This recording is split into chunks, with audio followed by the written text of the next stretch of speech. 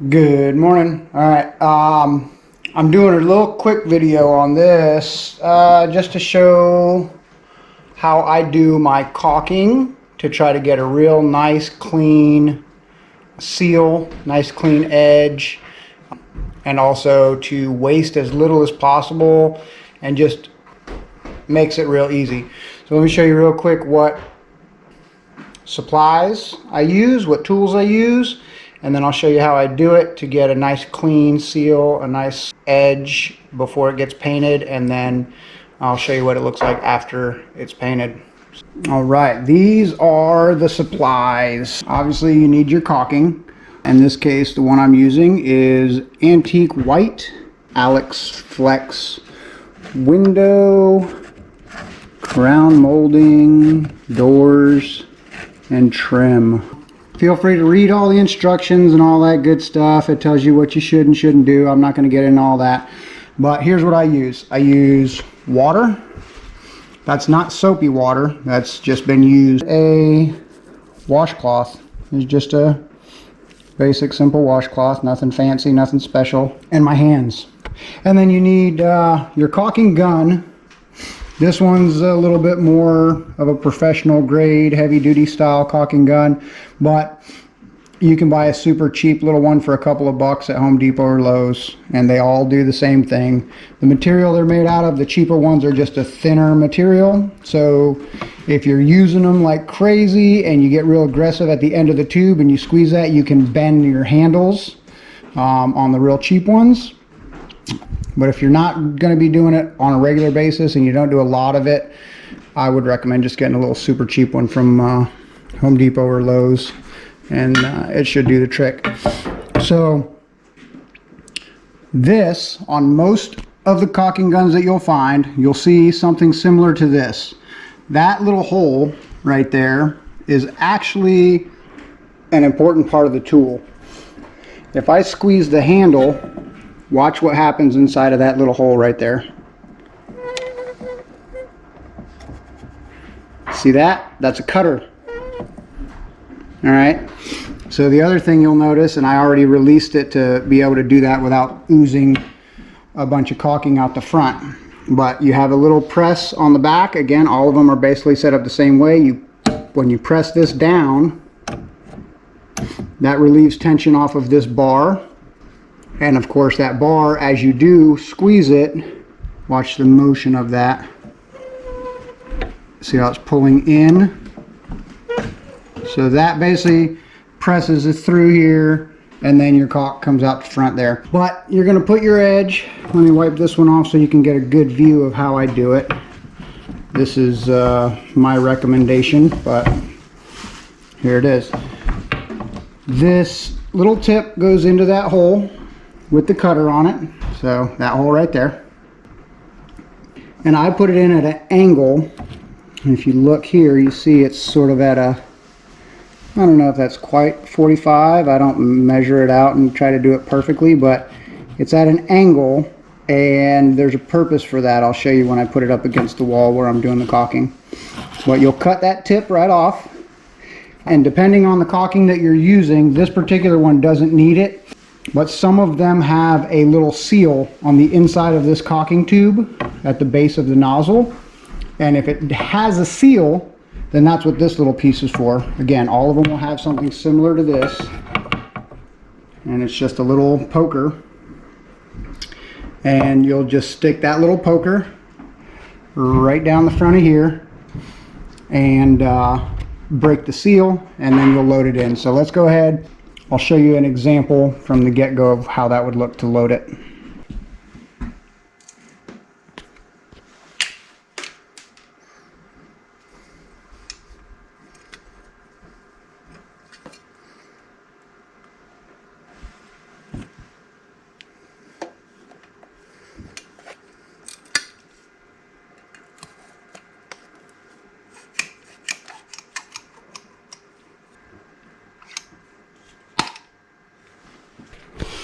Alright, so here we are. We are at the window that I'm doing. You can see I've already done some of it.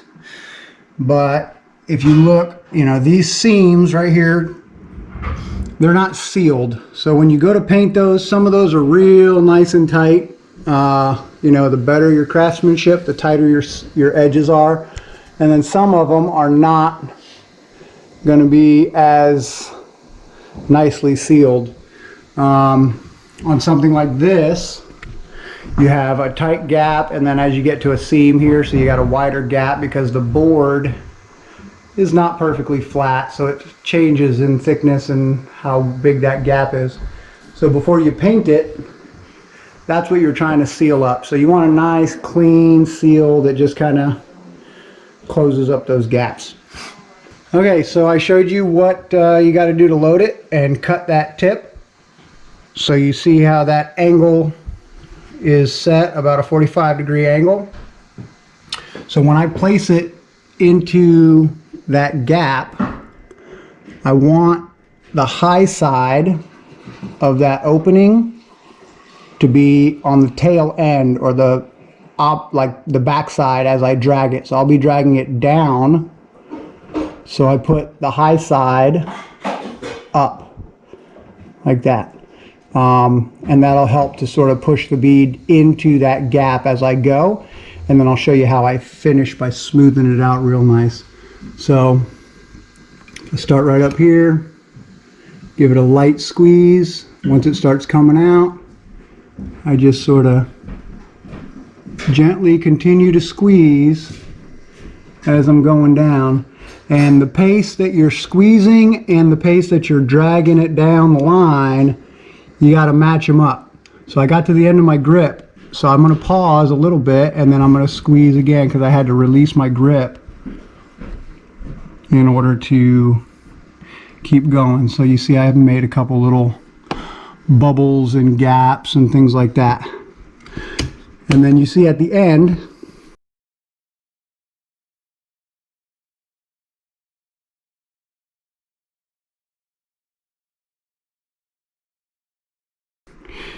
see how it pushed that up onto the tip because I was twisting as I got to the bottom, changing my angle. That's one of the reasons why you do it with that angle up. But that is not the end of the world. That's just a part of how it has to be done. So that's why I have the water. I'm going to dip my fingers in the water. This helps to keep the caulking from sticking to my fingers, nice and coated, nice and wet there. And then I just come right back along here, find a little bit of an angle, so I'm pressing my finger into that edge and I drag it down. Now if I had too much, you'll see it build up that way. If I need to, I'll roll my finger away from it to allow that to accumulate on my finger and not press too much extra into the gap. Any of those places where there was an excess, and then down here there's a little bit less, so I'll roll my finger into it to press some of that excess into that spot. And down here at the bottom, as I'm rolling my finger into it, that space that was bare, all the excess ends up down here. Now if I still have a lot of excess like that, I'm just going to sort of break it away, and then I go down and I find my little nail holes, things like that that need to be filled in. All right, there's my little finish nail. See, my knots have actual gaps in there. There's actually holes. I'm just going to shove that in there, and I'm going to rub it in real good so it presses down into all those gaps. Here I'll take the excess off here and I'll do the same thing. All right, I want as little excess on this area as possible, but when I'm done doing all that, pretty much got the majority of any of the excess off of that area. And my finger little bit that I had left on my finger, I try to press that into these little gaps. And this is where a little washcloth comes in. So I get it damp and wring it out. Wring it out real good, just so it's a little damp. And then I take it, it's a nice smooth face like that. And then I just kind of wipe down to take care of any of the stuff that's on the flat part. So I'll show you why I'm doing that. So the flat part, right, that corner is done with my finger when I run the finger down. But the little bit of excess that's left on the actual flat part of the wood, with a damp washcloth, wiping that off, you're not trying to get all of it off, you're just trying to kind of blend it, make it smooth. Because if you do, see like this? So when I do this, I'm not taking every last bit of it off. I'm just taking off any of the thick stuff, right? And that nice little thin layer is still there. The holes are still filled in. And then when that dries, it actually bonds really well all around and into the wood because it was thinned out by the water. And that actually penetrates and soaks in the wood and gives you a real good bond. And when you go back to paint, because this is paintable, not all caulking is paintable, but then when you go back to paint, I'll show you what that's going to end up looking like.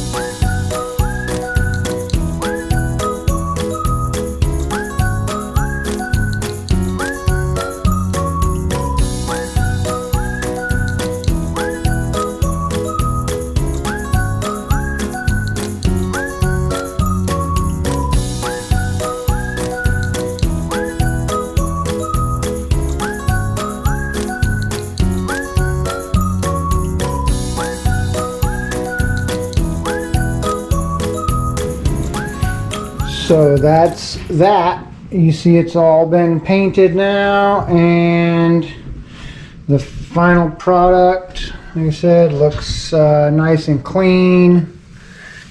Corners are looking pretty seamless. Again, nothing in life is perfect, but this is a real good looking trim. The caulking gives it a nice clean corner, nice clean edge. And once you put the paint on there, it just finishes it off real nice. So hopefully that was useful. Hopefully you go and do your next project, and maybe you can use some of that little technique for doing your caulking and making a nice clean edge. And feel free to like, subscribe, give us a thumbs up, leave a comment, and all that good stuff. Check out some of our other videos, what we're doing here around the homestead. And if there's anything that you see us doing that you wanted us to have some more detail into, we will make some other videos with some more detail on certain things. Just let us know and we will see what we can do. All right, have a great day, and we will see you on the next video.